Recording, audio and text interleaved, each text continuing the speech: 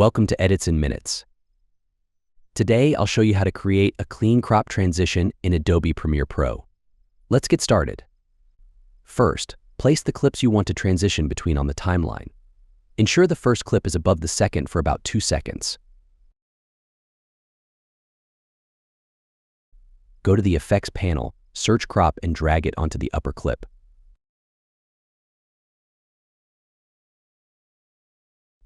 In the Effect Controls panel, set a keyframe for the property you want the transition to move. Move the timeline where clips start to overlap each other.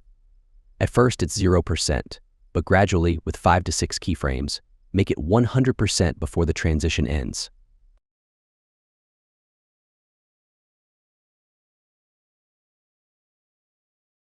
Then right-click the made keyframes and choose Hold. This creates an effect that reveals the second clip one block at a time. Play the timeline to preview your crop transition. And that's it.